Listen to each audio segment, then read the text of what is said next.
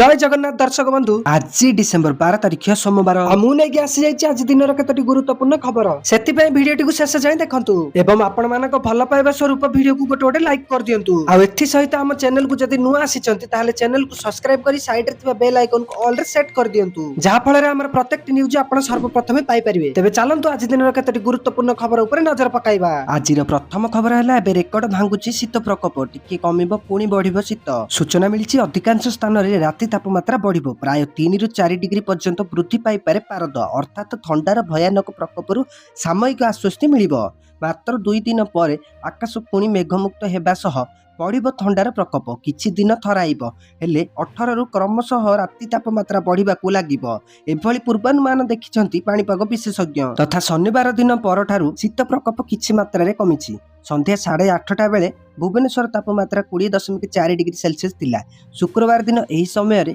पारद 14.4 डिग्री थिला अर्थात शुक्रवार ठारु 6 डिग्री अधिक थिला तापमात्रा दिन रे भी कालुआ पवन प्रवाह कम थिला पूर्वापेक्षा राज्य रे मासे रु अधिक समय हेब ठंडार असह्य प्रकोप जारी रही शुक्रवार राति भीषण ठंडारे थरीथिला सारा ओडिशा शुक्रवार राति शिमिलीपाल उपरे बरहामुंडारे सर्वनिम्न तापमात्रा माइनस अर्थात विजुक्त 1 डिग्री सेल्सियस थिला 28 स्थान रे पारद 10 डिग्री तले थिला। परवर्ती खबर एबे सरकार देउछंती 3 लाख टंका लोन तेबे सूचना मिलिछि देशर केंद्र एवं राज्य सरकार लोकमानक आर्थिक भाबरे सशक्त करिबा पई अनेक योजना चलांती एथि मध्यरु गोटिए हेउछि प्रधानमंत्री विश्वकर्मी कौशल सम्मान योजना जहाकु केंद्र सरकार 2023 मसिया रे आरंभ करथिले एही योजनार लक्ष्य हेउछि पारंपरिक वृत्ति रे नियोजित लोकमानंकु नूतन परिचय नूतन कौशल एवं आर्थिक सहायता प्रदान करिबा आज बहु संख्यक कारीगर एवं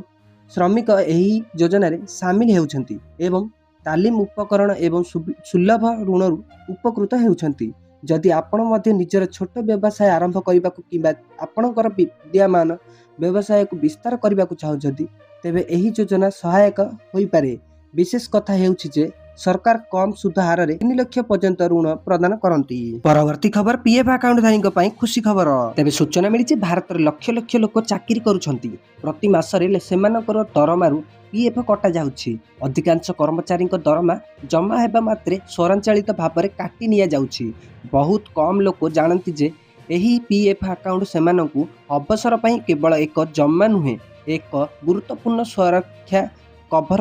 प्रदान करे लोक माने प्रायतः पीएफ को भविष्यत पई केवल एक जमा भाव में भावी नांती तथापि एक पीएफ अकाउंट स्वयंचालित भाव में मागणा जीवन बीमा सहित आसी थाए एथिपाई कौनसी पृथक आवेदन आवश्यक नहीं किंबा कौनसी प्रीमियम देबाकू पड़िबो नहीं प्रत्येक सक्रिय पीएफ सदस्य स्वयंचालित भाव में यही सुविधा पाई थांती एही सुविधा ईपीएफओ द्वारा कर्मचारी जमा लिंक्ड बीमा योजना अर्थात ईडीएलआई अधीन प्रदान कराए यहाकू ईपीएफ एवं ईपीएस पर तृतीय बृहत लाभ भाव में विवेचना कराए आपणकर पीएफ अकाउंट एक्टिव हेबा मात्रे आपण एही बीमा योजना द्वारा कवर होई जांती। परवर्ती खबर एबे गाड़ी चालक को मिली सामान्य आश्वस्ति तेबे सूचना मिली सरकार कमाइबे प्रदूषण फाइन तेबे प्रदूषण फाइन को नहीं चालकों मध्य चिंता बढ़ी जाइथिला जहाकू नहीं एबे सामान्य आश्वस्ति मिली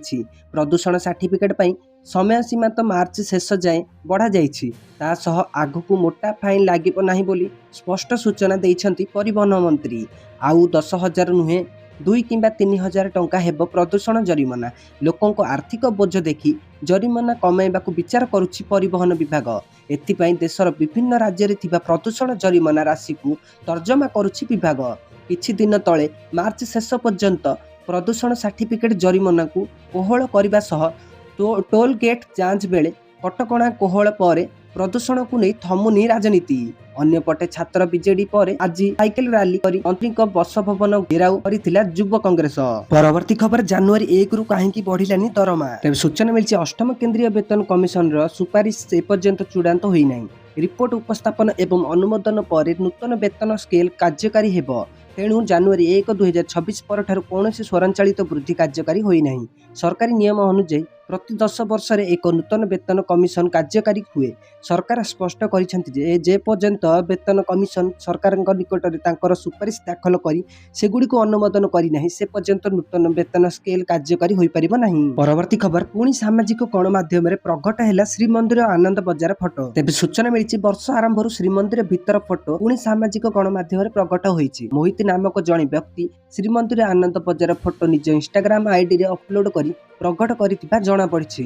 ଫଟୋ ପ୍ରଘଟ ଘଟଣାକୁ ନେଇ ଜିଲ୍ଲା ଆରକ୍ଷୀ ଅଧୀକ୍ଷକ ପ୍ରତୀକ ସିଂ କହିଛନ୍ତି ଘଟଣାର ତଦନ୍ତ କରାଯାଉଛି। ଆଇନ ଅନୁସାରେ ଫଟୋ ପ୍ରଘଟ କରିଥିବା ବ୍ୟକ୍ତିଙ୍କ ବିରୋଧରେ କାର୍ଯ୍ୟାନୁଷ୍ଠାନ ଗ୍ରହଣ କରାଯିବ। ପରବର୍ତ୍ତୀ ଖବର ବଜେଟରେ ଖୋଲିବ ଚାଷୀଙ୍କ ଭାଗ୍ୟ। ତେବେ ସୂଚନା ମିଳିଛି ଚାଷୀଙ୍କ ପାଇଁ ଖୁସି ଖବର। ଯେଉଁ ସମୟକୁ ଅପେକ୍ଷା କରିଥିଲେ ସେହି ସମୟ ଏବେ ସମସ୍ତଙ୍କ ସାମ୍ନାରେ। ଏଣିକି ଆଉ ଅପେକ୍ଷା କରିବାକୁ ପଡ଼ିବ ନାହିଁ, କାରଣ ଏହି ଦିନ ଚାଷୀଙ୍କ ଖାତାକୁ ଆସିଯିବ ଟଙ୍କା। ହଁ ଆଜ୍ଞା, ଦେଶର ଲକ୍ଷ ଲକ୍ଷ ଚାଷୀଙ୍କ ପାଇଁ ପ୍ରଧାନମନ୍ତ୍ରୀ କିଷାନ ନିଧି ଯୋଜନା କେବଳ ଏକ ସରକାରୀ ଯୋଜନା ନୁହେଁ, ବରଂ ଆର୍ଥିକ ସହାୟତାର ଏକ ପ୍ରମୁଖ ଉତ୍ସ ପାଲଟିଛି। କେନ୍ଦ୍ର ସରକାର ଏପର୍ଯ୍ୟନ୍ତ ଏହି ଯୋଜନାରେ 21ଟି କିସ୍ତି ଚାଷୀଙ୍କ ଆକାଉଣ୍ଟକୁ ସଫଳତାର ସହ ପଠାଇଥିବା ବେଳେ ଏବଂ ଚାଷୀମାନେ 22ତମ କିସ୍ତି ଉପରେ ନଜର ରଖିଛନ୍ତି। ସରକାରୀ ନିୟମ ଅନୁଯାୟୀ ଏହି ଟଙ୍କା ବର୍ଷକୁ 3 ଥର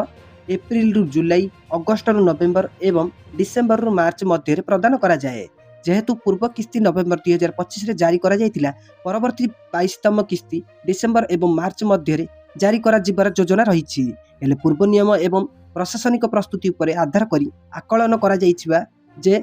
ସରକାର ମାର୍ଚ୍ଚ 2026 କିମ୍ବା ଏପ୍ରିଲ 2026 ଆରମ୍ଭରେ 22ତମ କିସ୍ତି ପ୍ରଦାନ କରିପାରନ୍ତି।